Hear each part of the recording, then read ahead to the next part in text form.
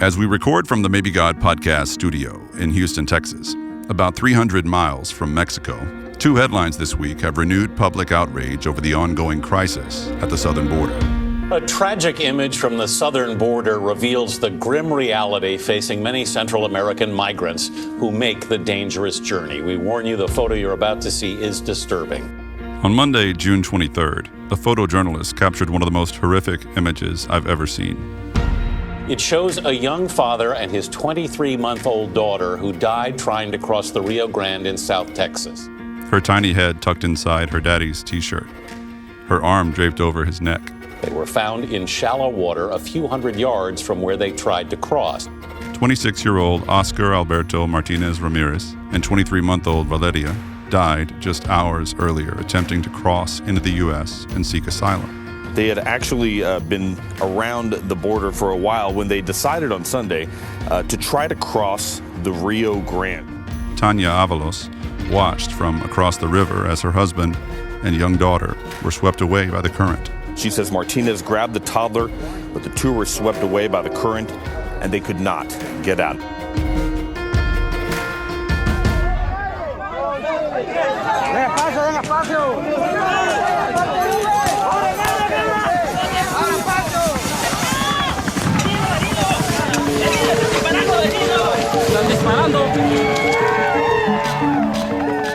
Tragic stories like this one are on the rise. Record numbers of migrants are fleeing extreme poverty and violence in countries like Honduras and Guatemala. Last February alone, more than 76,000 migrants crossed the border without authorization.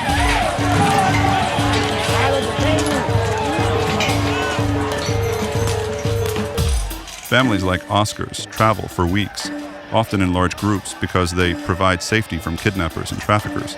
And when they finally arrive in Mexico hoping to request asylum from U.S. authorities, they're given a number and told that it could be weeks, maybe months before they can even start the asylum process, in part because of recent efforts in Washington to tighten the country's asylum system.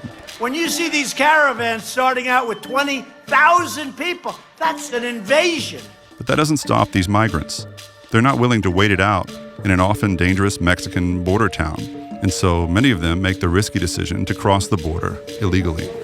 The ones who do make it face a U.S. border system that's well beyond capacity, processing centers filled to overflowing, border agents who are struggling to treat the urgent medical needs of the people they encounter, and thousands of migrants who are crammed into detention centers that were not built to house them, with more busloads full of asylum-seekers arriving every day.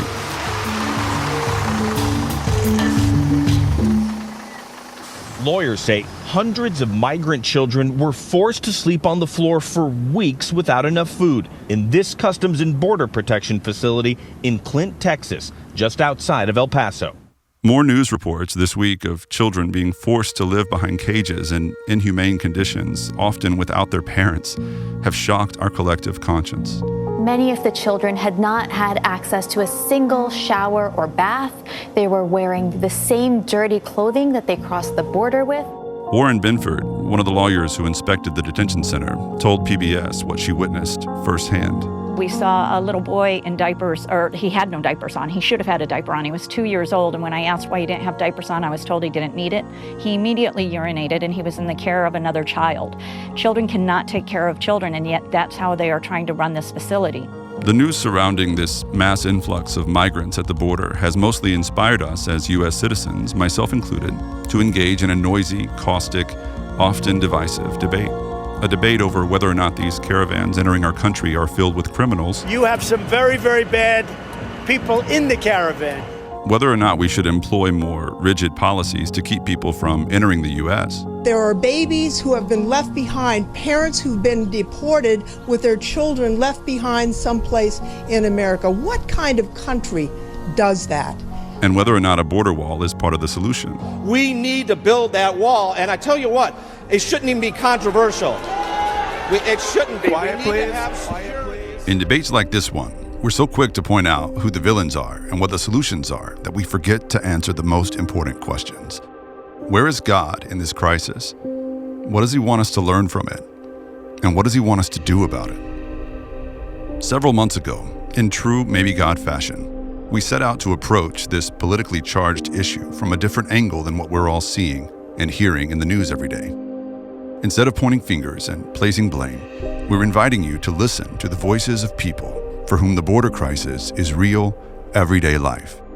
In the next 2 episodes, you're going to hear true stories of pain, sacrifice, hope, and faith. I dare you to sit with what you feel, without moving on too quickly to any pat answers or knee-jerk reactions. Especially if you're a Christian, I dare you to stretch beyond your comfort zone and to listen for God's voice in the voices of asylum seekers and the people along the border who are welcoming them and loving them in ways that every Christian should.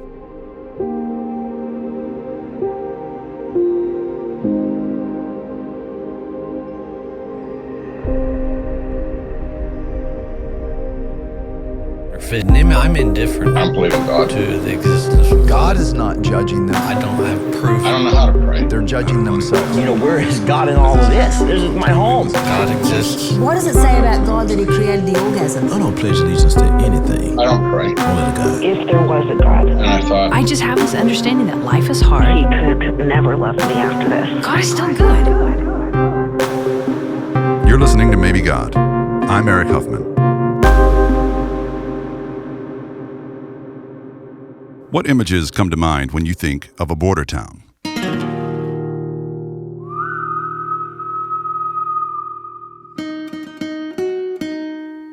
Border towns take center stage in Western films like The Wild Bunch and No Country for Old Men, where they're often shown as lawless bastions of paranoia and bloodshed.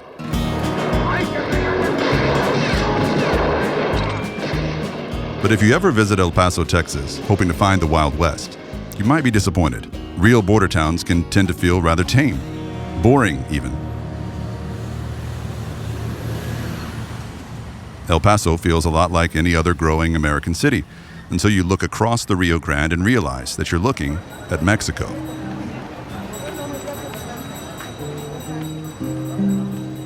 El Paso and Ciudad Juarez are separated only by a few hundred yards of mostly dry concrete riverbed. Socially and economically, El Paso and Juarez are very much intertwined. Border crossing is a fundamental part of life for residents on both sides. More than 20,000 pedestrians and 35,000 private passenger vehicles cross this region's border every single day to go to work, school, or to run errands.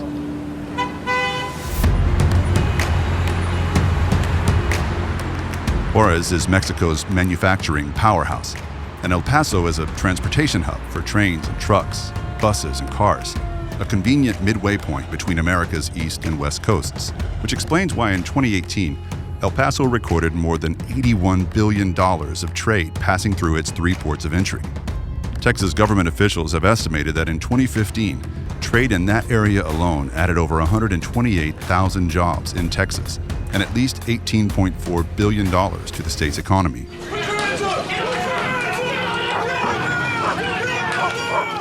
But living in a border town comes with pros and cons. El Paso is not immune to drug and human trafficking and other crimes associated with illegal activity at the border. For as long as the border has been in place, people have been crossing it illegally. And as we've seen in recent years, civil war, extreme poverty, and gang violence in Central America have created massive influxes of asylum-seeking refugees. It's against this backdrop that you'll find Annunciation House, an old 2-story, red brick, somewhat dilapidated building located just 10 blocks from the U.S.-Mexican border. In 1978, a small group of Catholic young adults from El Paso turned this building into a shelter for undocumented immigrants who couldn't access government aid.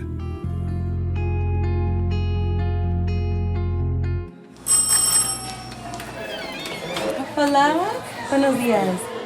Ruben Garcia is one of the founders of Annunciation House. What we were trying to wrestle with is the realization that the God of creation identifies first and foremost with the least among us. So we asked ourselves the question, who might that be? And so we started walking the streets, and in the process, we would refer people to resources that we thought could help them. And then one day, something happened. Someone we referred to, one of the shelters, came back and said, where you sent me, they will not help me. And when we asked why not, the response came back, porque no tengo papeles, because we're undocumented.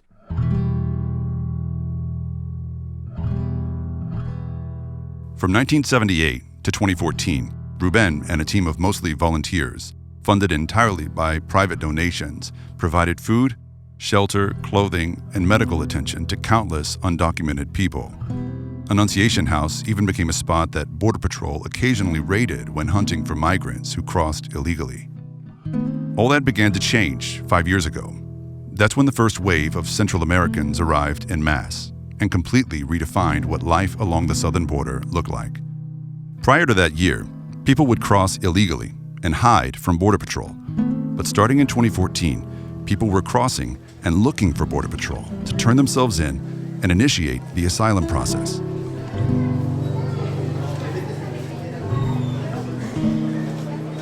As the numbers grew, it became clear that government organizations like Immigration and Customs Enforcement, also known as ICE, were not prepared to help hundreds of thousands of people waiting inside the U.S. while their asylum cases were being processed. Authorities in El Paso, Texas, scrambled over the Christmas holiday to assist hundreds of migrant asylum seekers who were dumped suddenly by ICE officials outside a Greyhound bus terminal without any plan to house them.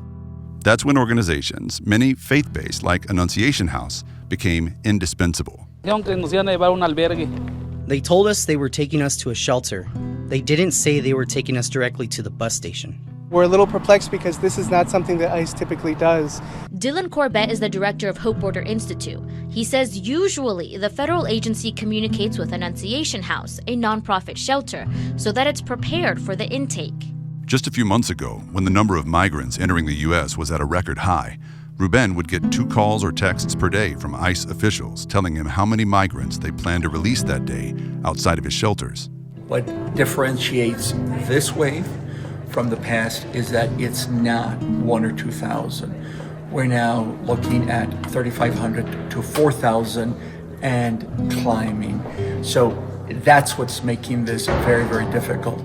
By the spring of 2019, Annunciation House had grown from that tiny brick building to a network of 25 hospitality sites, including hotels and churches, receiving up to 1,000 migrants every single day.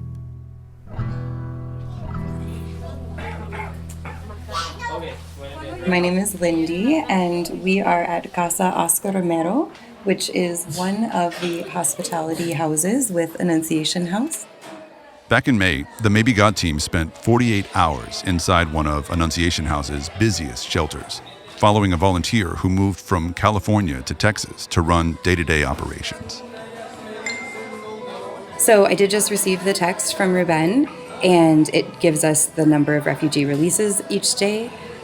Today, it looks as though the combined total from both ICE and Border Patrol is going to be 1,013 refugees released in the El Paso and Las Cruces areas combined.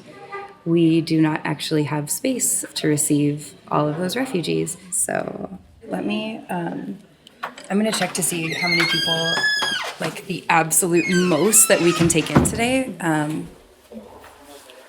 Hey, so the text for today, it came in and it says that we're receiving 1,013. Oh, wow. Yeah, so let's figure out like the absolute max number, and then we can at least let them know that there's more we can do here. I mean, it's really a thing where if we don't have space, they're going to release to the street, and that's what we spend every day trying to have not happen, so. Lindy races to figure out how many guests she can squeeze into Casa Oscar Romero, and volunteers at all the other Annunciation House sites do the same. What did you get, Will? 45 slips, so 90. 90, oh my goodness. 90 people still here. Well, we can give it a shot, seeing if our capacity really is 200. Meanwhile, Ruben is strategizing how to spread the refugees out among all the different shelters, churches, and even hotels. Just minutes later, buses arrive carrying the first wave of refugees. If it's a large white bus like this, it means they're coming from ICE directly. I'm just going to find out the number of people on this bus so I can keep track to make sure we're receiving as many as we're supposed to today. Hi. Good. How many people on this bus? 47? Okay. Somebody on front? Not yet. I assume there's a second bus on the way. Hola, bienvenidos. Sí. Por favor, espera aquí. So usually I just try to wait so that I can greet like each individual person as they come in. Hola, bienvenidos. Hola. Casa Oscar Romero is next door to an ICE processing center, and it used to be a family detention facility for families in ICE custody. From the outside, it still looks like a jail. Its windows are covered with bars, so it's not surprising that as the migrants stepped off the bus, many were clearly afraid. They assumed that they were being transferred into another ICE facility. People were being held in really deplorable conditions and treated in ways that no human being should be treated. And that's evident in the faces when you see the kids coming and they're almost always sick. Most often it's not anything too serious, but everyone has colds, they coughing, just feeling pretty awful. Most times they've not been eating well. They're not given sufficient food. They haven't showered. People are forced to sleep on cement floors with aluminum blankets. Agents will literally throw food at people. The words that are used to describe them, go back to your country, you're this or you're that, like words I wouldn't even repeat. And the thing that I hear more than anything when people do start talking about the experience that they had is they treated us like animals. They told us we were animals.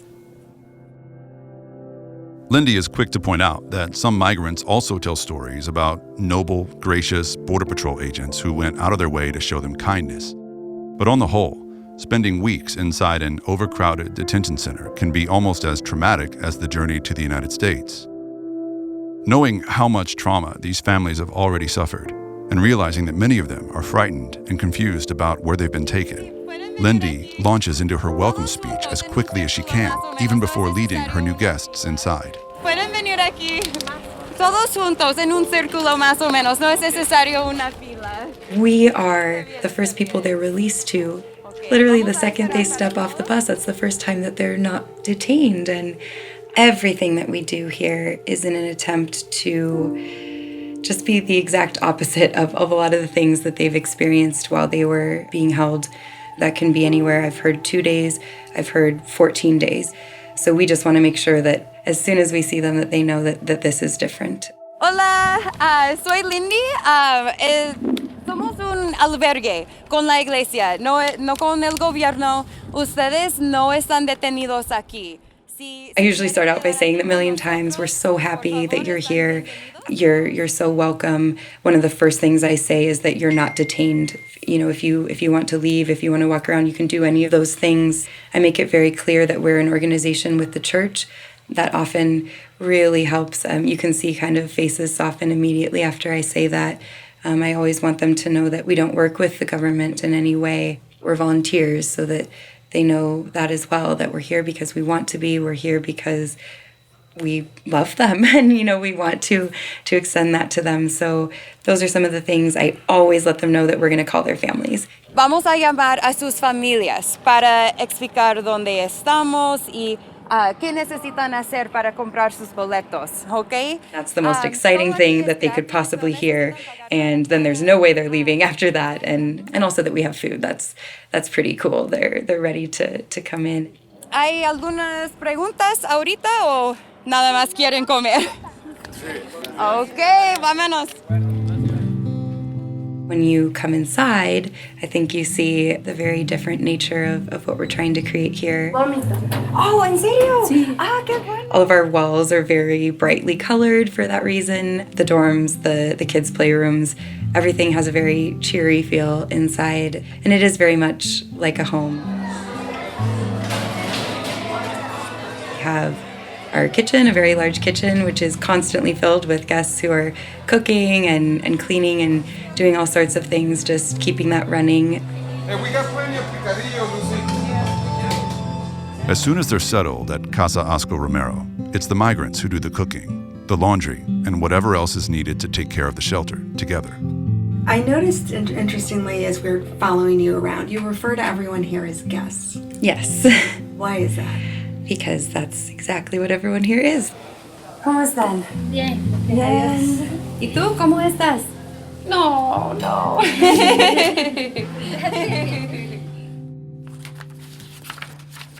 So this is the stack of papers that is, they're basically intake forms. So the thing they want to do the most is call their families and know that the families are looking for their tickets. Most Central American migrants are just passing through El Paso. Their stay at Casa Oscar Romero can be as short as 1 or 2 days. In order to seek asylum in the U.S., they need a sponsor inside the country. Usually, that's a family member. So when they're released from government custody, the first thing they want to do is contact their family inside the States to figure out the fastest way to get to them. And I met, wow. To be continued. Oh, wow. That's very kind of you. Hola, buenos días. Okay, ¿y cómo se llama el hijo de Melissa? The process, it's seamless. People are being released from ICE, they're being released from Border Patrol. They come to us, as long as they're not being dropped off to the street, we take them in. They come to all of our different sites, churches, our full-time receiving sites, hotels. We call the families buy the tickets almost immediately. The next day, they're on buses or they're in planes and they're going to their families. Nada más es un horario. Entonces necesitamos recoger más en el aeropuerto. They're so grateful to be here. They're so kind and so generous, and we all work together immediately to make sure that everyone's needs are met. They look out for us.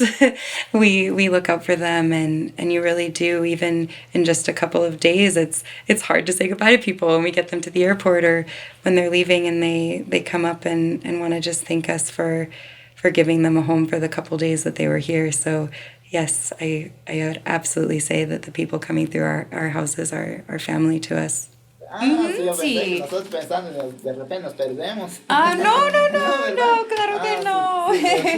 Sí. De nada. También cuando es tiempo para salir. Here, Lindy is explaining to Oscar how bus travel is generally the safest and easiest way to go in the U.S. because they'll be more likely to find people along the way who speak Spanish.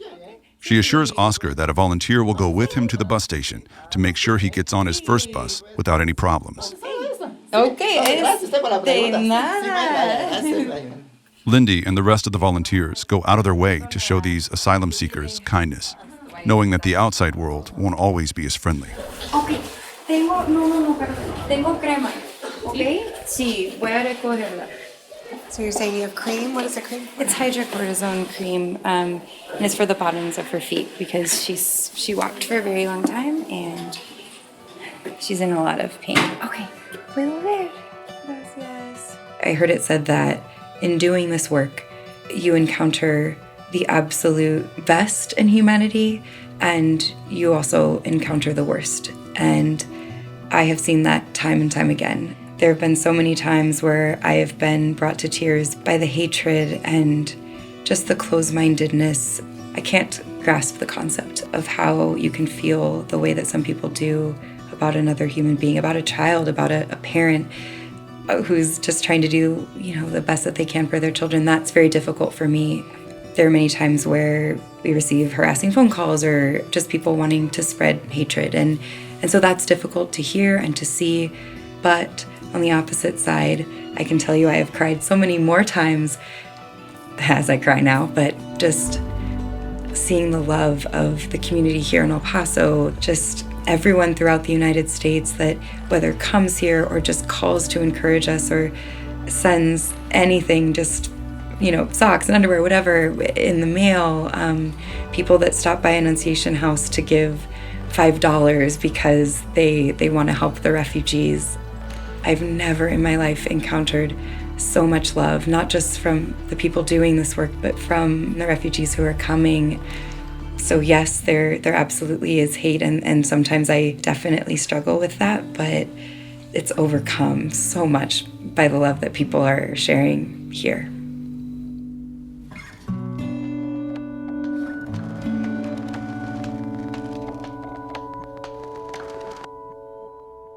We asked Lindy if she thinks the people she encounters every day here at Casa Oscar Romero have legitimate reasons for seeking asylum in the U.S.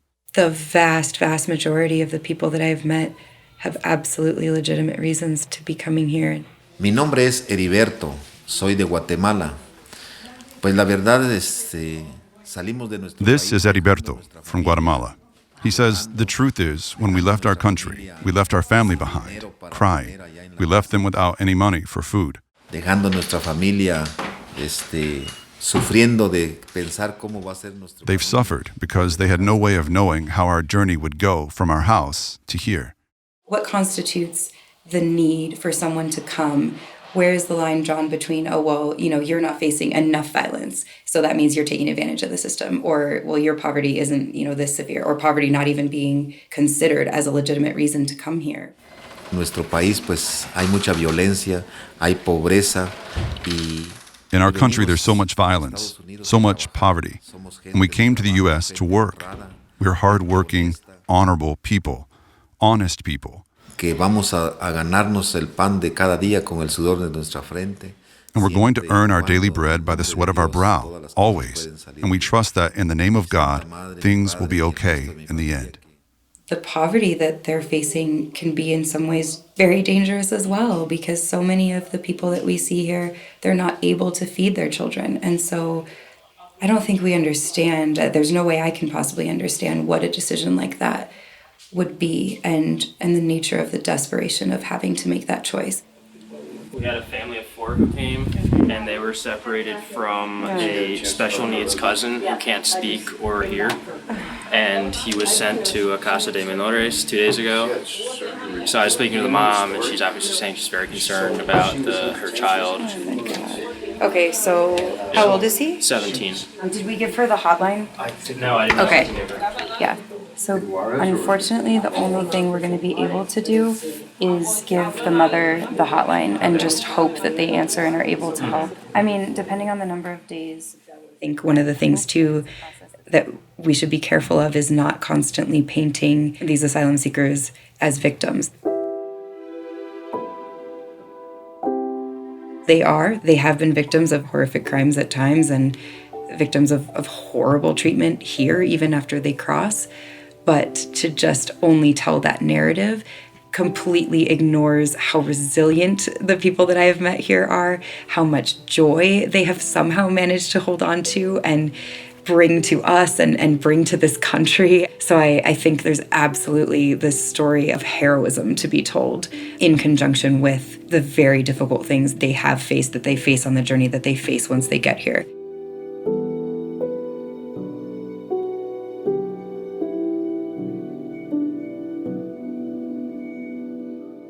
When Lindy first applied to be a full-time volunteer, she assumed Ruben would have an issue with the fact that she's not a practicing Christian. The Annunciation House website states, the volunteer workers must know that Jesus demands solidarity with and among all of his poor, because it is in the wounded, poor, and oppressed that he brings about his kingdom and the world's redemption. Lindy was surprised when Ruben didn't count her lack of religiosity against her. I had to wonder if that rule on the website was actually meant for Christians who want to do mission work along the border, but who might not really get what Annunciation House is all about. And this is what I mean. These are polarizing times in America, and the immigration issue is one of our most polarizing political footballs. And somehow, many Christians have allowed our political preferences to take priority over the clarion call of Jesus to at least be compassionate and sacrificial and loving toward people who are vulnerable and ostracized and on the outside looking in. Lindy's experience with American Christians who seem to care more about protecting themselves than helping some of the most helpless people is what led her to walk away from Christianity in the first place. I grew up in a very conservative Christian home. That was my life up until probably I was in college. And it was a very closed community in that it was sort of like a bubble, and I was very sheltered within it. It wasn't until I was in college, until I went to a public school for the first time, that I started meeting people that maybe didn't fit the mold of what I was told was right and acceptable. I was always raised to believe very specifically that if you're a Christian, you're a Republican, and if you're a Democrat, that means that you're basically not a Christian. And I'm not exaggerating that. I'm not suggesting that every church believes this, but that is what I was raised to believe. I remember specifically we had one student whose parents were Democrats, and we prayed for that student and the family. And I say this because I really do want to express where I think the problem comes in is if that's your attitude, what happens then is that any policy, any point of view, anything that's even remotely associated with a different political party or a different way of thinking, well, then those things must be wrong. Todo está bien. Sí. Okay. Yo estoy un poco. Ah, sí, pero habló con el médico. I just wish that the church and the people who I know who are so loving and so kind and so amazing would be able to embrace ideas from people that might not agree with them on every issue. Because I think this is one that we should really fall on the side of love. Él habla muy rápido. Muy rápido. People are willing to kind of step into that very uncomfortable world of saying, maybe I'm wrong. Maybe there is something else that could also fit into my understanding of the world. I think that's where progress can be found.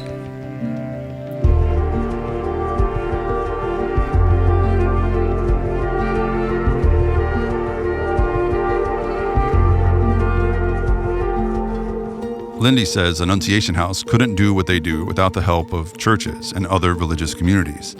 Catholic and Mormon churches are especially active in caring for the refugees.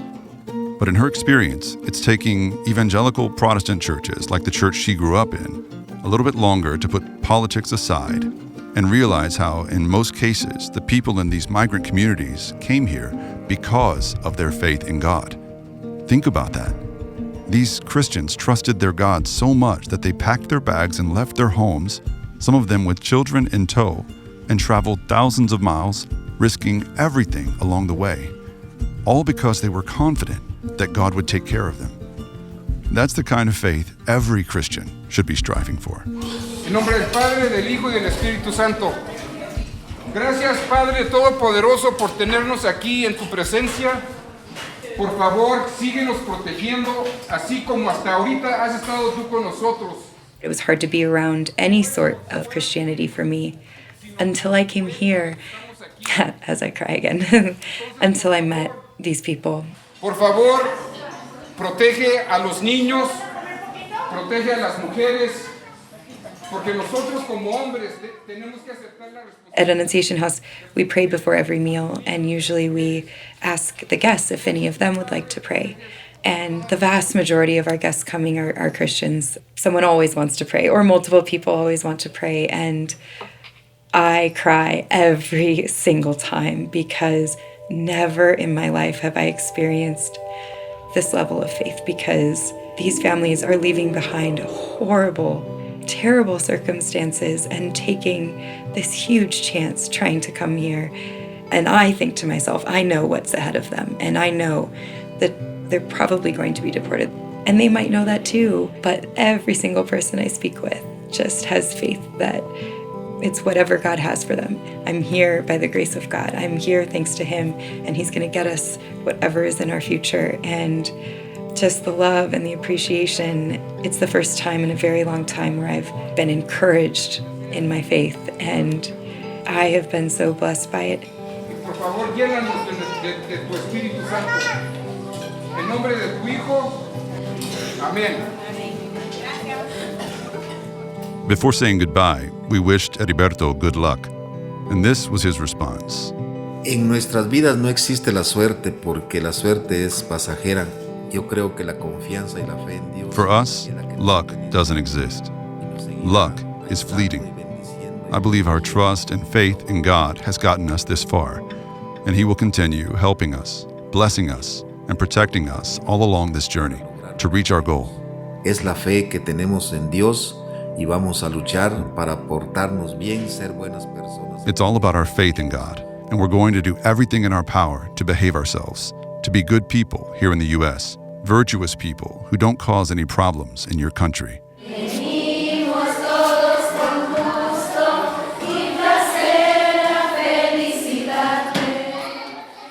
Lindy says that the love she experienced from guests like Heriberto and from all the locals who stepped up to help them, was the closest she's ever come to experiencing the love of Jesus firsthand. And if that had been her experience as a kid growing up in church, she'd probably be calling herself a Christian today. Still, Lindy's work alongside asylum seekers has been a lifeline for her fledgling faith. Because of their faith, she still believes that God is real. And because she's seeing God answering their prayers time and time again, she's come to trust that God always finds a way to provide for his children.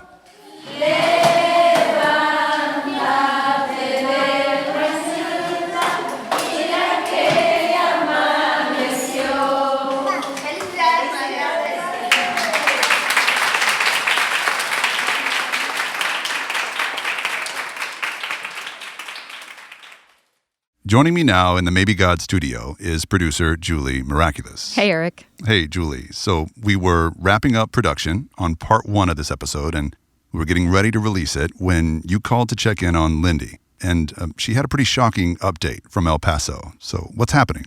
Yeah, well, we met Lindy back in mid-May, just as she was wrapping up her 6-month shift as a site coordinator for Annunciation House. And after that, she left for Guatemala to work on her Spanish. She realized that she wanted to work long-term with these migrant communities. And when she returned to the U.S. very recently, she heard that Annunciation House went from receiving 700, 800, up to 1,000 people per day to about 200 people. And that sharp decline happened in just a few weeks' time. So Annunciation House actually had to shut down some of its shelters, especially the hotel and the church sites. Wow. So what was the reason for the drop in the numbers? Ruben Garcia actually just said a few days ago that ICE hasn't offered any official explanation to him, but he suspects a few factors are contributing to this change. First, the hot weather might be discouraging people, who are traveling up by foot. On top of that, the Mexican National Guard are ramping up efforts to prevent people from reaching the border. That's mostly because the Trump administration threatened to impose commercial tariffs if Mexico didn't do something to stop the flow of migrants into the U.S. But probably the biggest factor is the recent expansion of the Trump administration's Remain in Mexico program, which has already been in place for several months now. We sent a Maybe God producer to Juarez back in May, and she reported that there were already thousands of migrants in Mexico waiting to be called into El Paso for their initial asylum interviews. How long do people wait generally? Some people have to wait from 3 months to maybe 1 year or more. Out of the thousands of people waiting, only a few people a day were getting called over, which meant they could be waiting in Mexican shelters for several months at a time. Wow. And that's a big reason more and more people started crossing illegally and turning themselves into border patrol, like many of the migrants that we met in this episode. Right. But now the program is being expanded all along the border, and the administration has actually renamed it from Remain in Mexico to Migrant Protection Protocols. And now migrants who managed to cross the border are being sent back to Mexico to wait out their asylum cases instead of being released to shelters like Annunciation House and going to live with family in the U.S. So at this point, the government has already sent back around 7,000 people, and that's just from El Paso back to Juarez. Wow. Add to that the thousands who were already there waiting. It's just a total nightmare scenario. And much like the family separation policy last year that everyone was so worked up about, this expansion of the Remain in Mexico program is causing migrant advocates like Lindy a ton of concern. Well, yeah, of course. But I guess just to play devil's advocate, I mean, what's so wrong about people going and waiting in Mexico instead of in the U.S.? Right. It seems like it could be a solution to the problem in some ways since we have these, overflowing detention centers. But for most people who crossed into El Paso, they're being sent back to Juarez, which is among the most dangerous cities in the world. This is Anapra. It's not known for the best reasons. It's known for a place in which bodies were found. Right now, there are about half a dozen active shelters run by nonprofits and churches in Juarez, but most of them are full. So that means that many of the migrants are out on the streets, homeless, or pooling their resources to share rundown hotel rooms or apartments in high-crime areas, living in really, really dangerous situations for months at a time. And while waiting for their court dates, migrants, including children, have already been victims of kidnappings, gang rape, and violent theft. Many of them don't have work permits, so they have to be working outside of the law, so it's a very bad situation. The other issue is that while they're waiting in Mexico, they don't have the same access to legal aid that they would in the U.S. to help with their asylum cases. Wow. Okay, so what's happening here is that people who have already escaped trauma and who, as we'll hear in the next episode, have endured a lot of trauma just to get here, are then being told to wait in Juarez in conditions that will only add to their trauma, while they're also being deprived of some due process in the form of adequate legal representation.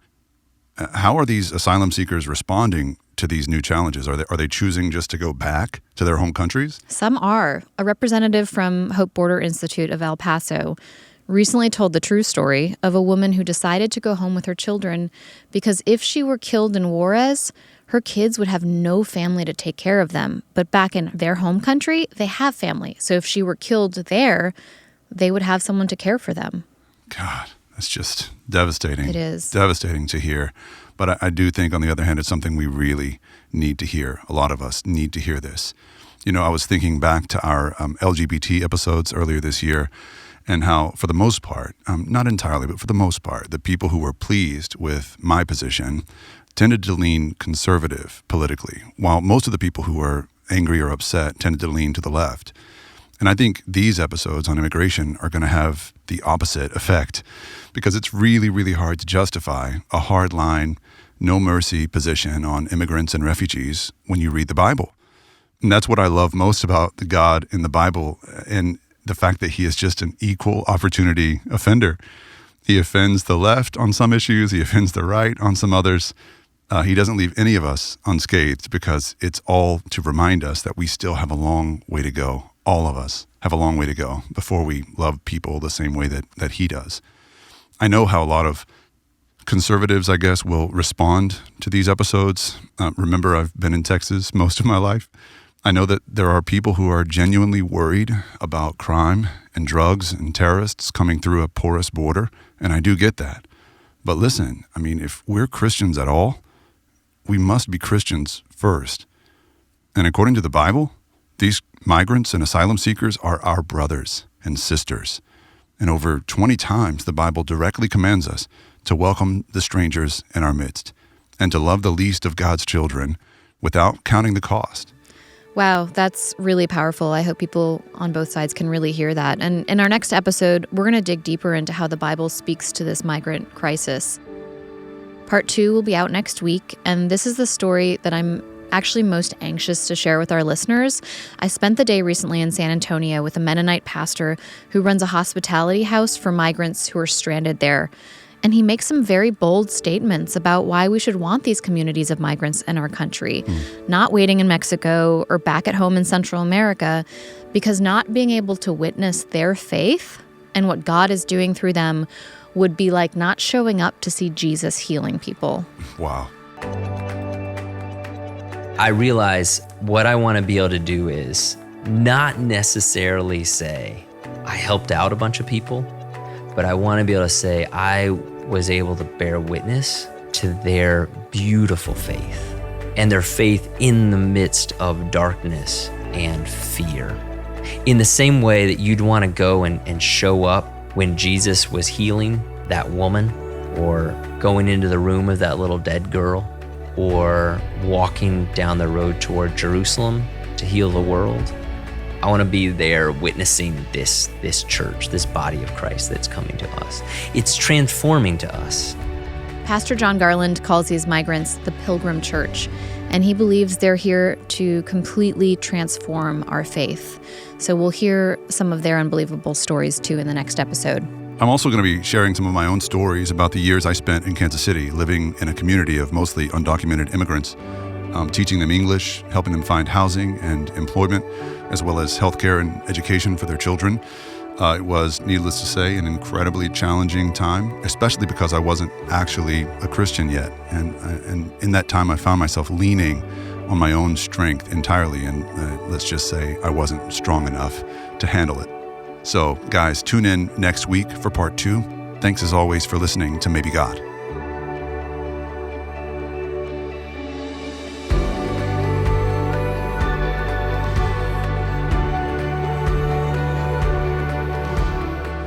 Maybe God is produced by Eric Huffman and Julie Merle-Coultois. This episode was co-produced by Kayla McCormick. Our sound engineers are Nathan Bonus and Aubrey Snyder, and editors are Shannon Steffen and Justin Mayer. A special thanks to our new researcher, Tim Bursch. For more information about this episode, including a full transcript and study guide, head to maybegodpod.com. And as always, we want to hear from you, so email us your questions and your feedback to producers@maybegodpod.com. And leave us your reviews on iTunes today, so more people can find us. Thanks for tuning in.